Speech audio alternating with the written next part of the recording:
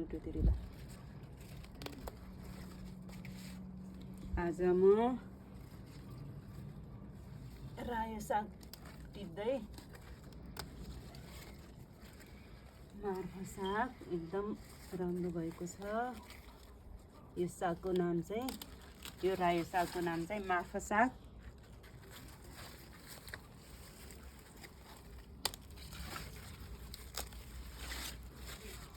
यस्तो राम्रो भएको छ।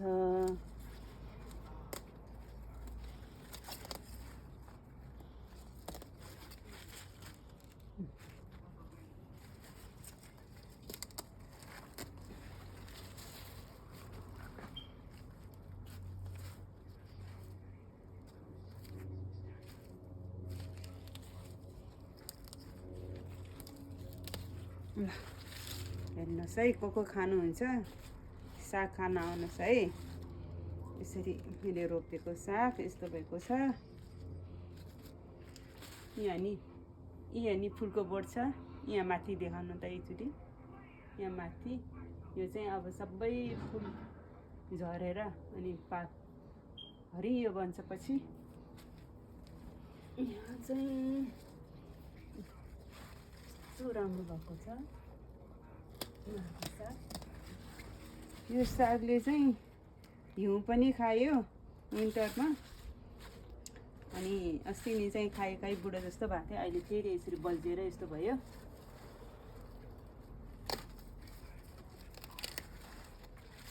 हेर्नुहोस् त यति ठुलो पात। धन्य मेरो छातीदेखि घाँटीसम्म यति लामो छ यो साग चाहिँ।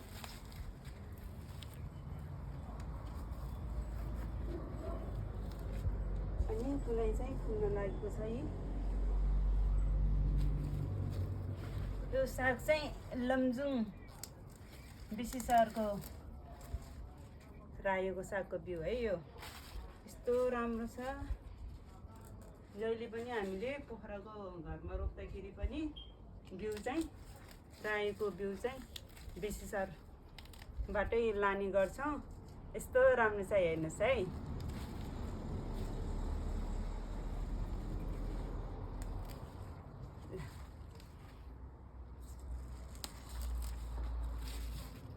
अब चाहिँ फुल्न लागिसक्यो। कति खायो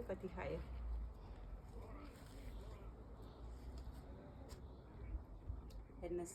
अनि यो चाहिँ अहिले मलजल पुगेर यस्तो राम्रो भएको छ। विन्टरबाट जोगाएर यस्तो गरियो। अब जति खान नि मिल्छ अहिलेसम्म खाइराखेको छ। अनि यता आउनुहोस् त। यहाँ चाहिँ अर्को नयाँ बिरुवा चाहिँ बेर्ना चाहिँ यहाँ राखेको छ। यो चाहिँ अहिले चाहिँ छिट्टै फुल्छ त भनिन्छ। तर फुल्न पनि फुल्दो रहेछ। यो सिजन चाहिँ फुल्ने सिजन भएकोले सबै जे रोपे पनि फुलिजाँदो रहेछ। अनि मैले गमलामा पनि रोपेको छु। यहाँ हेर्नुहोस् त ल देखाउनुहोस् त। यहाँ गमलामा पनि सबै साग छ। यहाँ चाहिँ यो चाहिँ फुल्छ। यो चाहिँ साग छ। यहाँ चाहिँ मैले धनियाँ रोपेको। यहाँको यो धनियाँ चाहिँ अलि आएन। यो चाहिँ अब मैले नेपालबाट ल्याएको बिउ रोप्छु अब। अनि यहाँ के दिनु दिदी। यो चाहिँ मैले फर्सीको बिउ राखेको। यो बिउ चाहिँ यति गाह्रो हुँदो रहेछ निस्केर आउनलाई। कति धेरै टाइम पछि निस्क्यो। अब चाहिँ यो चाहिँ सार्ने हो। मैले सारेर अब फर्सी फलाएपछि देखाउँछु। यहाँ देखाउनु भएको छ तपाईँले यहाँ बेर्नामा। यो चाहिँ मैले पछि फलेपछि देखाउँछु। अनि यो पापड फुल। यो फुलको नाम त के भन्छ। मैले लमजुङमा पनि एकदम रोपेको हो। पोखरामा नि रोपेको, पोखरा घरमा नि रोपेको थियो अनि दिदीले। अनि यता आउनुहोस् त। अनि मैले अस्ति नयाँ मेरो कलिलो साग भनेको यो हो। अहिले चाहिँ टिपेर खाइ यो कलिलो साग पनि अहिले चाहिँ यस्तो छिप्पिएको जस्तै भएको छ। यस्तो राम्रो भएको छ।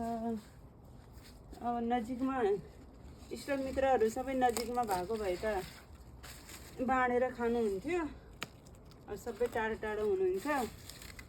भाउजूहरू कोही फार्ममा, दिदीहरू रिडिङमा, आफन्तहरू कोही कता हुनुहुन्छ। अब नजिकमा भएको भए सबैलाई बाँडेर खानुहुन्थ्यो।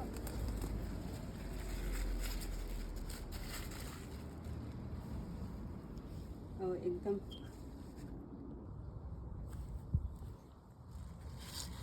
टिपिसक्यो। अहिले चाहिँ यस्तो भएको छ।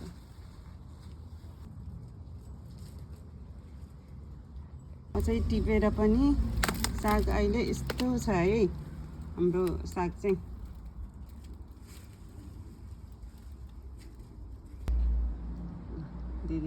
दिदीलाई दिइसकेँ मैले टिपेर। अब चाहिँ म फर्सीको बेर्ना है यो चाहिँ पहेँलो खालको फल्छ यो फर्सी चाहिँ। एकदम गुलियो हुन्छ यो फर्सी चाहिँ। यसको तरकारी चाहिँ गुलियो हुन्छ, पकाएर खानु हुन्छ, तरकारी खानु हुन्छ। अस्ति भर्खरै सबै केलाएर नयाँ सानो सानो टुक्रा रोपेको थियो। अनि यस्तो भएको छ। यो पुदिना, मिन्ट, यो चाहिँ मनी प्लान्ट है त। सानो टुक्राहरू रोपेको थियो।